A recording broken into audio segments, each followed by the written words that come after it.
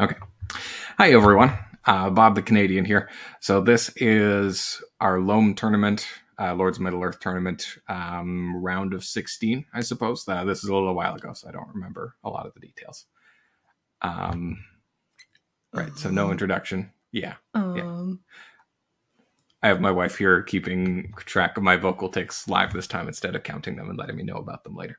Oh, you just exposed me. Yeah. Well, I didn't. I just said letting me know. I didn't say how. Exposure. So anyway, here's game one. Now they're gonna know all of your subscribers are just me on 20 different accounts. Yeah, well, 68 different accounts.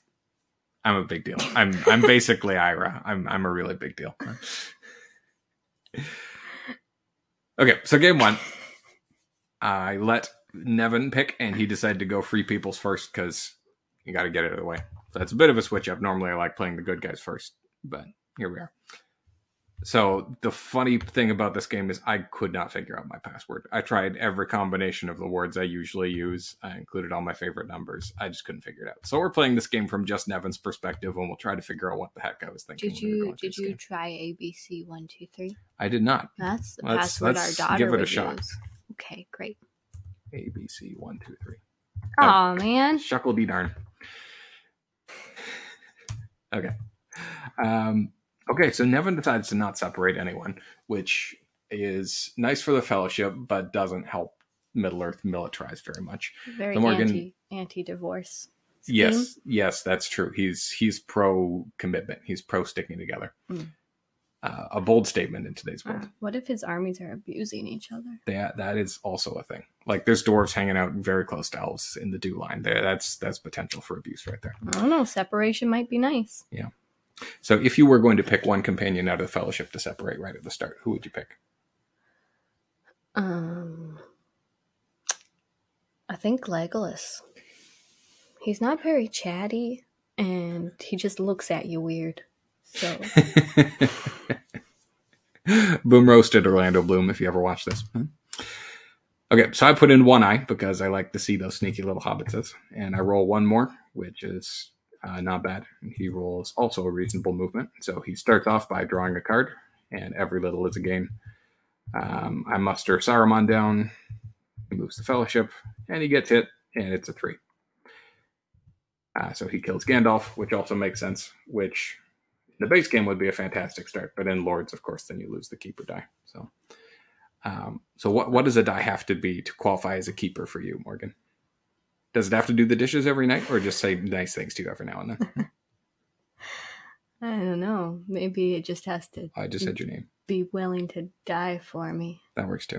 Is that okay? And I said your name. I mean, I could probably edit it out. No, it's fine. Okay. Just double exposure. Now they're gonna figure out our last name, and then we're going to jail. This is a very illegal stream right here. Make a board game video, jail. Okay, so I shuffle armies along. He musters down the elves. I continue my army shuffling. I'm moving towards Gondor because, well, we don't know what's in my hand. I could be doing that for any number of reasons. Then he musters Gondor down to war. That makes sense. I bring in Saruman.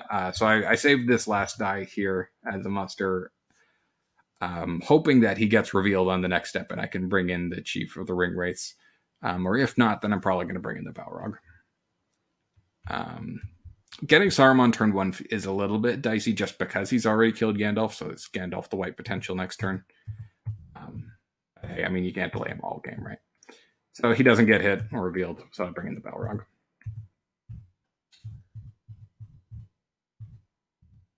Interesting thing that they added to the game is that the dwarves and the elves both move a step towards war when you bring in the Balrog, so that's an interesting double whammy.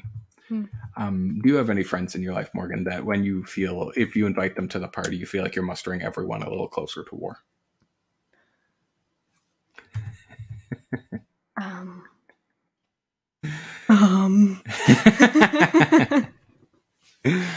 I don't know how to answer that. Yes, that's a very strange question, Bob. He moves the Fellowship, doesn't get hit. I muster Sauron to war. And he did get a Will of the West, so you can visibly see the regret on my face in this replay of bringing in Saruman to let him get Gandalf the White. I'm bringing Gothmog. It's always weird having two keepers in at the same time, but I'm a big fan of Gothmog. I just really like the fact that he can muster orcs into trolls on the spot in the middle of the battle. Okay. So I had Pits of Mordor. That's why I didn't move the Dol Guldur army right away. Although I actually probably just picked up that card right now. So better the Pits of Mordor than the pits of a teenage boy. Am I right? You're not wrong. Okay, so in comes Gandalf the White. Apologies to all teenage viewers. Yeah. Seriously, go shower.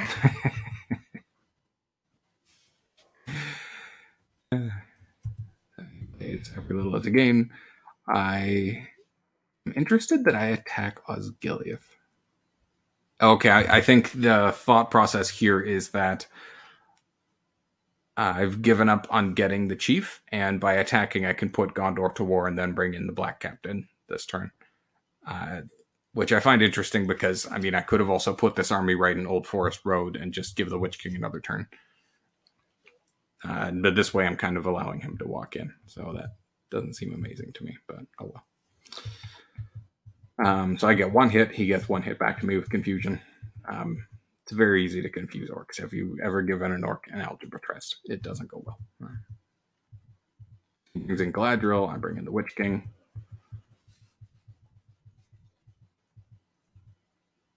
Oh, and now he picks up Faramir's Rangers. That's very sad. Faramir's Rangers can put an army in Osgiliath, and I just took Osgiliath. So. Yeah, that doesn't work for him. And Galadriel, of course, rolls an eye on turn one. Yeah. I was about to say classic keep or die lol, but in the chat I already said classic Galadriel lol. So another wonderful example of me being as predictable as it gets.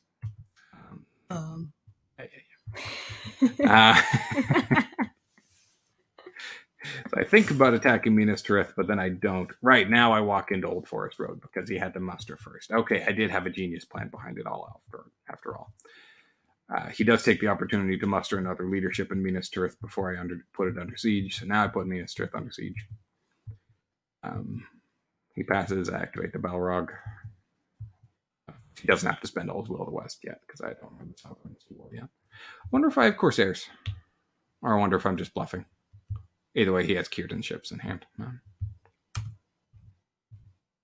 It's interesting, the thematic things, because there's this Círdan ships card where you can put 2 Elven elites in any Free People's coastal region. So Círdan hung out in Great Havens, and for the entire War of the Ring, just sat there peacefully making boats and doing nothing. But in this game, he always shows up in Dol Amroth and saves the day.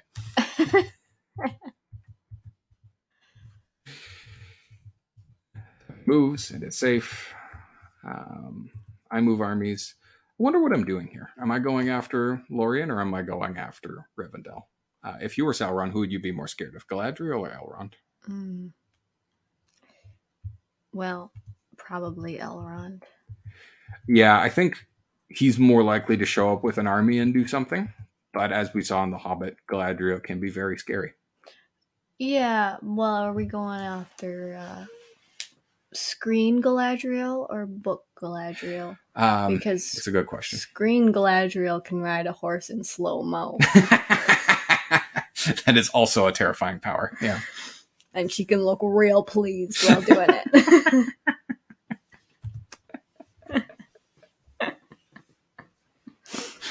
it. Good times. Okay, so I attack Osgiliath, which is interesting. That's quite an army he's put together in Osgiliath. 5 regulars there.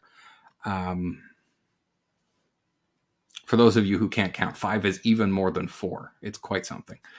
I guess I'm scared of him having help unlooked for, and he's going to bully this army off. So I want to attack it now and hopefully make it run away, I guess is the plan. I get 2 hits, and he gets 3 back, so that kind of hurts. I press, and he... Oh, right. I remember being really relieved that he ran to South Athelion and not staying nearby in Los Arnak or Druiden, because then he could play help unlooked for. But obviously that's one very specific card to have.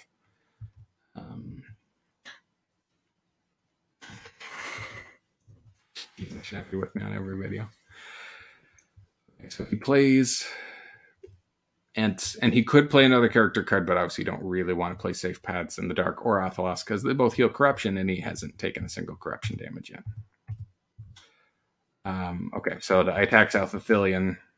Oh, right, he had Faramir's Rangers. That's why he was enjoying having an army in Asgiliath, but he never got around to playing it. Interesting. Okay. So we hurt each other a little bit, and he keeps running away. Galadriel's die is gone already. I roll lots of eyes this time, so you would think I'm going to reveal the Fellowship at some point, and I do. Look at that. So he's quite happy to take 2 corruption, because that makes sense. Like, seeing that he has Safe Paths and Athelas in hand, like, you really want to rack up that corruption score so you can heal it back down. Balrog tile. Ooh, right. I remember this happening too. So if the Balrog, if he draws an eye tile when you reveal past him, then it immediately kills the guy. So that's a very helpful Strider assassination. But of course he has Galadriel in place, so he uses that ring to ignore that eye. I remember being really excited about maybe drawing another eye and killing Strider anyway, but no such luck. And the Moria tile is the other 0 reveal. Muster the Southrons down. He plays Athelas. Gets exactly 2 healing, so that's nice. Muster Southrons down again. He musters Gondor? Elves down. Okay, that makes sense. Right, so since I just mustered the Southrons down, now I could play Corsairs and attack Dol Amroth, so now he gets the Elves to war, so that he could play Círdan's ships if I do besiege Dol Amroth. I understood some of those words. Nice.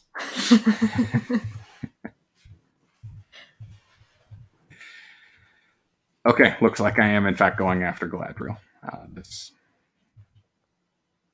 Oh, right, I could use the Balrog die. It's funny, because I'm still getting used to this expansion, so I forget about some of the things that I could have done in the past. But yeah, I used the Balrog die to just walk out the Balrog. I was expecting him to come with this army to march after Lorien, but he can just sit on top of the Fellowship and do some damage to them that way. Right, okay, and he uses Gwaihir to bring Gandalf over. It's an interesting... It's thematically not great, but it's necessary for the game. If Gandalf walks over here and is sitting with the Balrog, he can just spend a die to kill the Balrog. And Gandalf just does that easily without getting harmed himself. So thematically not very accurate, because it was a very tough fight between him and the Balrog, and he died afterwards. So yeah, if you don't have a way to kill the Balrog, then he's just going to sit on the Fellowship and be very nasty the whole game.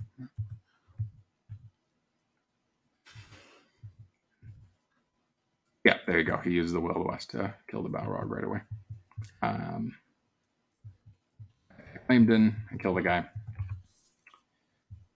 He plays You Know the Way There. That's Smeagol has been here. Don't know the way there. But if you had been corrupted by the ring for like hundreds and hundreds of years, then would you know the way there? Oh yeah, definitely. Yeah, there you go. Yeah. And that's how I keep going back to my mom's house. You heard it here first. My mother-in-law is Sauron. She knows everything. So I played Denethor's Folly and Many Kings. Man, I wish I could see my hand. These are really cool cards to have coming up. It's kind of exciting in its own way.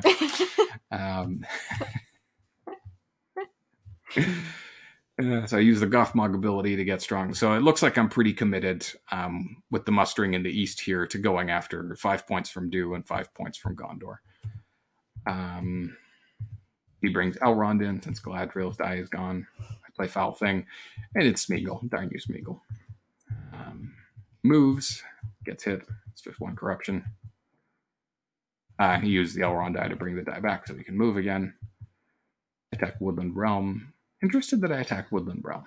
I guess I know that the Gondor strongholds aren't really getting any stronger because Círdan's already showed up and this stronghold's already showed up. So I guess I'm just hoping to blow up Woodland Realm before Thranduil shows up. Only 2 hits on a Deadly Strife, so that's not amazing. Press. Don't get a hit. I press again. I do get a hit. Okay, there we go. That's about what you'd expect. Moves again. He gets hit. Takes a random, and it's Gimli. Interested that he didn't kill Smeagol. Oh, right. He's got all those Smeagol tiles in there. Yeah. How valuable would you say Smeagol is? Like a 3 or a 2? I'd personally rate him a 10, just on, sheer personality and charm. I don't know. When I think about offing Smeagol, I think about offing our 1.5-year-old. So to me, that's priceless. You can't do that. But he's about as useful, yeah.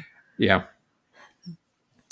I'm aware that some of our other people on the Discord are also dads with young kids. Do you ever watch the movies and feel like Gollum was very much based on a toddler? Because I get that feeling sometimes. Yeah. Are you asking me or your viewers? I was asking the viewers. Yeah. Well, would you agree? Oh, yeah. Yeah. Okay.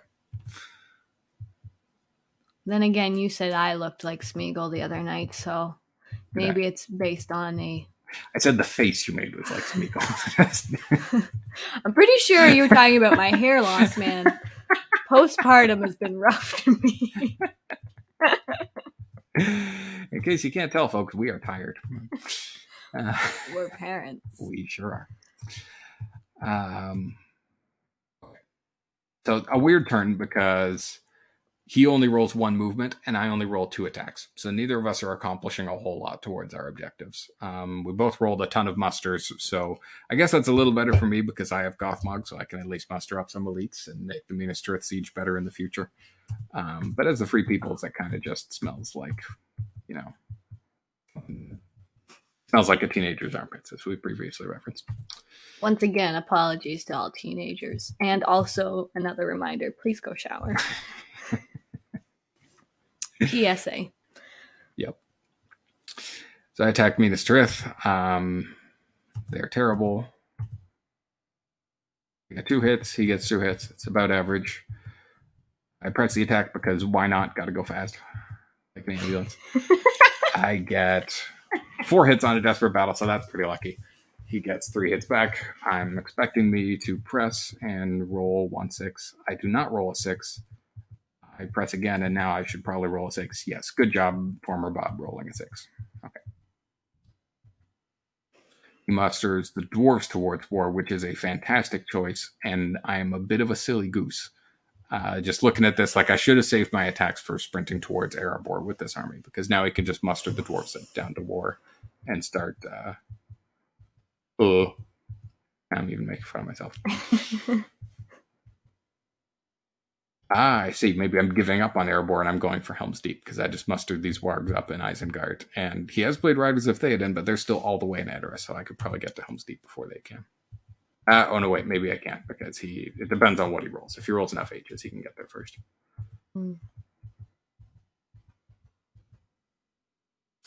He rolls enough. Unless, of course, I have Day Without Dawn. I might have Day Without Dawn. I don't know. Man, how crazy would this game be if you had to play the whole game without looking at your hand? I would find that pretty epic in my own way. Do you think that your brother wishes he had a Day Without Dawn card for real life?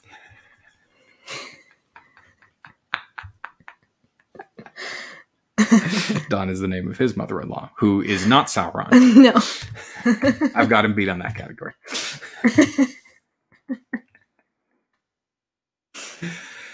Okay, so what did he do with that first W? Did he hide the Fellowship? Oh, no, he moved armies. Right, he moved the Rohan armies because he saw me mustering up in Isengard. And he moved the armies from North Ithilien to South Ithilien, which... Right, he's coming to make trouble for me by retaking Plargir. That's the plan. That's a decent plan. When in doubt, be a pain. It's a good plan. He musters down the dwarves.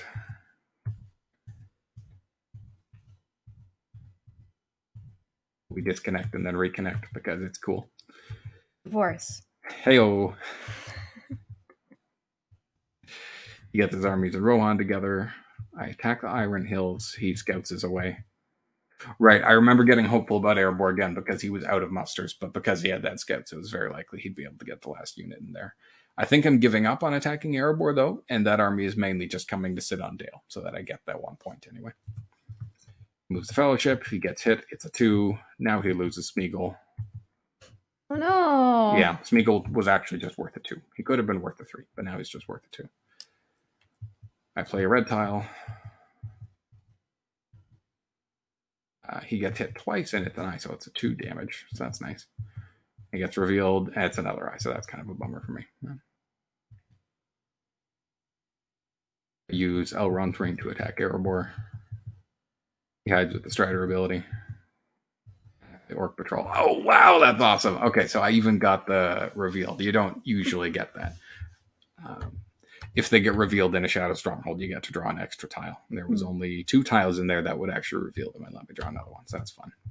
Watch me probably just draw the eye anyway, because it's worthless. No, it's the 3. That is perfect. Oh, and he loses Strider. Wow, that is so good. And I wish I could see my hand and see these things coming. It's just a nonstop thrill ride with myself.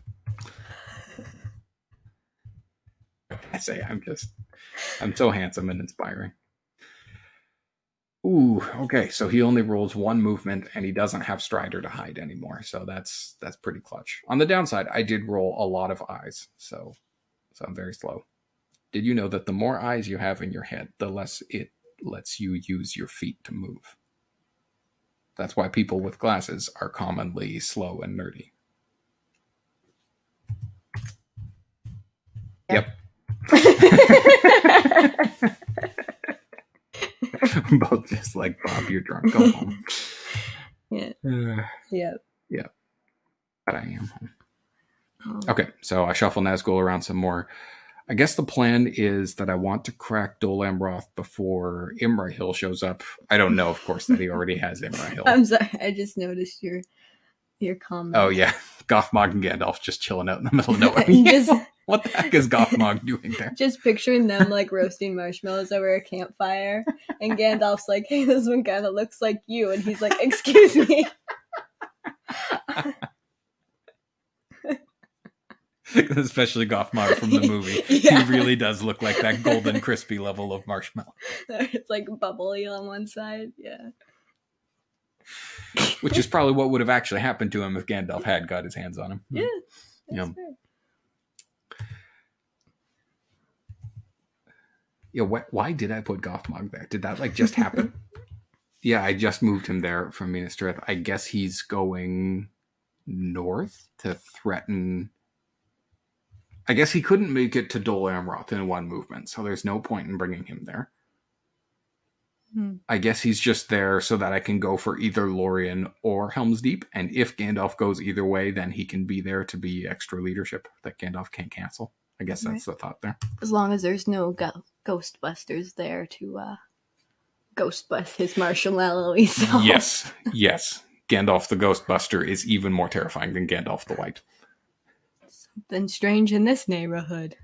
And Nevan points out that they're dancing on the Balrog corpse. That's where the Balrog died early. Who you gonna call? Not the Balrog. So he uses Gandalf's ring to move, which I think makes sense. Like, you gotta just pray that you go fast at this point. It's not much else. Like an ambulance. Like an ambulance, yeah. I attack Dol Amroth. I'm interested that I play Candles here, because I feel like, especially when the Fellowship's at a reasonable amount of corruption and the Companions are still in, that's a really good card for corruption value. But, oh well, I like my military wins, so I get it past Bob. So I roll 2 hits, and he rolls a 5, so he also gets 2 hits back because of no quarter. I think I'm pressing. Yes, I seem to be pressing. Fear of the Masters. Yep, that's a wow, great card. 4 hits. That's amazing. And he gets 0 hits back. That's crazy. Wow, I'm lucky. I press, and yeah, I have an Onslaught, and I roll a 6 anyway. So, oh wow, that sucks. He had Imrahil in hand for so long, but just never got to play it because I just rolled really well and blew it up in 1 shot. That feels bad. I didn't even use Grond. Okay, here's the master plan. Okay, so I'm going for the 4 cities approach. So I've got Pelargir. This guy's going to sit on Dale. This army's coming for Edoras, and this army's coming for the Shire. I like it. I like it a lot. Good job, Pass Bob.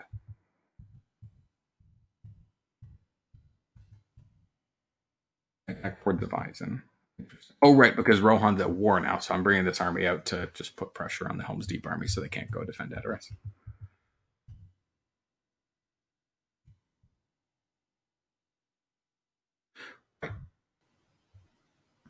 So I commit 1 eye, because a Cyclops can go much faster than a man with glasses. The less eyes you have, the more attacks you can do.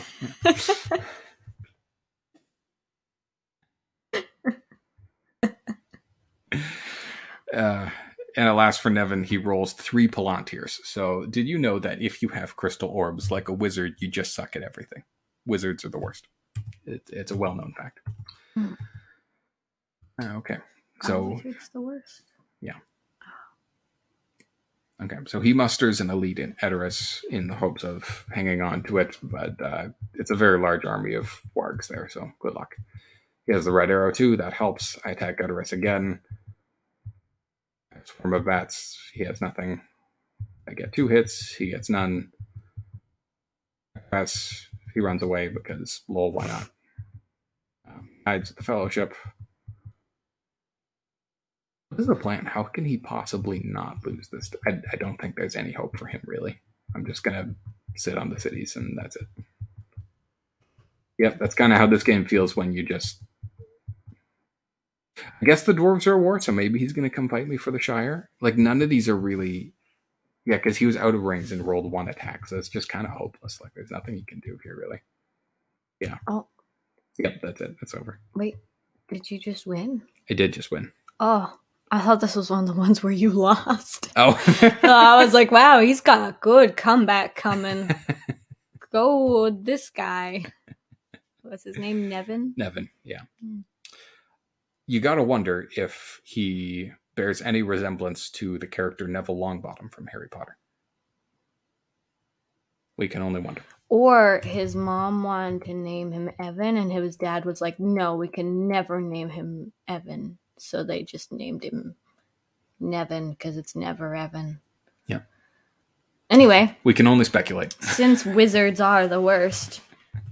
Viewer question. If you had to have one of the 5 wizards as your best man at your wedding, which one would you choose? I think Saruman, because he makes killer speeches. Dude, that's what I was going to say.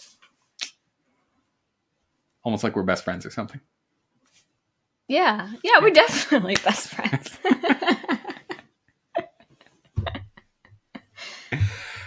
Second up would be Radagast, because he would be awkward and ridiculous, and it would be funny. Yeah. Yeah. Yeah. Third and fourth are the Blue Wizards, just because it would feel lame to put Gandalf up on them at all. I don't know.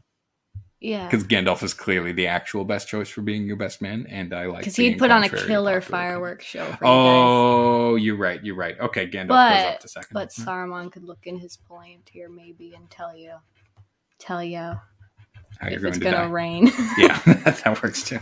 I don't know. Saruman walks in with a mischievous But Radagast grin. would bring all of his woodland creatures, and you had like a cute deer there for your wedding ceremony. That would work. A little hedgehog that's having a heart attack that he needs to do CPR on. Yeah. You may now That is kiss some the bride, quality- and then you look over and he's kissing a hedgehog. Anyway, we should probably stop recording. Or we keep going and see how tired and ridiculous we get. Let's take a look at the statistics, because that's always fun. Yeah, I feel like this was a pretty brutal end to the game. Like, it was kind of close at one point, and then he just rolled no movement for 2 turns in Mordor, and then it was not close at all anymore. -5 overall on attacks for me. So that's actually fairly poor. Surprised I closed it out easily on turn 9, actually. +2 on 6s for me, so that helps a bit. But yeah, -4 on characters for him, +4 on Palantirs. Yeah, that's the story of the game right there. Yeah, anyway, cool stuff. We'll see what I do as the Free Peoples in next game. And yeah, thanks for tuning in. See you next time. Doodles.